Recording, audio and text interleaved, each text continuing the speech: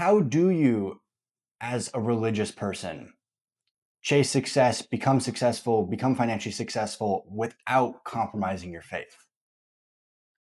It all comes down to what is your biggest priority and making things an idol. If money is your idol, if that's all you think about, if that's your top priority all the time, and it's becoming more important to you than your relationship with God, then that's where the problem lies. And that can happen whether you have a lot or a little money. I would argue that it might happen more when you're poor. And that's going to trigger some people. But think about it. When you don't have money, and I mentioned this in that video, when you don't have money, when you're constantly struggling to pay your bills, constantly struggling to buy food, or you're penny pinching, or whatever the case is, that's all you think about. You're constantly stressed by the fact that you don't have money, you don't have enough, you need more, you need to put more time into work, and that's going to suck time away from praying or practicing your religion or keeping God centered in your life or keeping your family centered in your life because now I'm so focused on I got to make money, I got to pay these bills, I got to make more money, I got to apply to this other job, I got to do this, that, or the other. And now at that point, even though you don't have much, money has become your idol. You can also go on the opposite side of the spectrum and you become wildly successful and you get a bunch of money. You become a multimillionaire and you decide, well, I did all the work myself. This is my money. I made this money. I get to do what I want with it. I can buy the supercars. I can go on the private jet. I can take the trips. It's my money. I suffered for this. I worked for it. It's mine. I should enjoy the fruits of my labor. Sure, enjoy the fruits of your labor, but you didn't do that yourself. If you have success in life and you're religious, you have to attribute some of that to God. God gave you those blessings. That wasn't all you. You wouldn't have this life. You wouldn't have breath in your lungs if it weren't for God.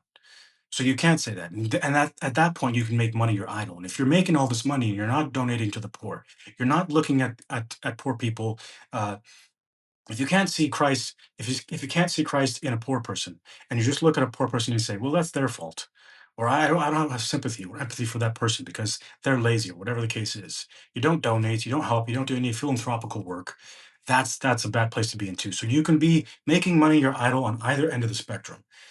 But if you're striving to be, this is what I say, if you're striving to do great things in life and you're working hard and you keep God centered and you stay focused and you stay away from sinful things, you stay away from lust or sexual immorality or laziness or slothfulness or lying or cheating or stealing, and you do everything above board with integrity and you become successful, there's nothing wrong with that. God will bless you for your hard work. So enjoy the fruits of your labors from that perspective. And once you make more money, you have freedom. You have the financial freedom. I make, yeah, decent, pretty good money. Um, if you want to know numbers, I do anywhere from 20 to 40K as a full-time content creator. At that point in my life, I can focus on my life and I've become so much more connected with God at this point, making this amount of money than I ever was when I didn't make, $4,000 a month. So there's nothing wrong with pursuing success and financial freedom. Don't pursue the love of money, but pursue financial freedom because then you have the freedom to do other things in life and enjoy life more. Yeah, and I think a major one is then you can spend your wealth in ways that are in ways that please God, right? You can donate more to charity. You can actually help people. You can, like, if you were right now working a job where you barely got by, you probably wouldn't have the time or the mental bandwidth to do your content, which has a positive thing. So I think that's big, and people don't realize it. Is the more money you have, the more you can help, right? And something I say is you should strive for an abundance in this life, not to have all the worldly pleasures, but to gain an abundance in the next. Meaning, you should strive to become successful now so you can use that success to get more rewards, which will give you a better life in the next. Because in the Islamic, we believe in good deeds, which get you better rewards in the hereafter.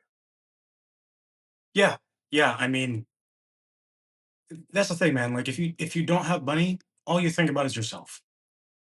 Like I don't know what your upbringing was financially, but I did not grow up in a wealthy household at all. Um, very, very much struggling to get by.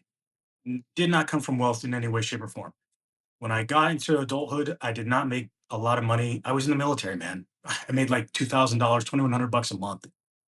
So when you don't have money, that's all you really think about. You're constantly stressed about it. And yeah, you don't have more to spread to those who need it. So I hate when religious people have that concept that money is yeah, people say money is the root of all evil, but it depends on if you're making it your idol or not and how you're using it. Are you using it to bless others or just hoarding it for yourself?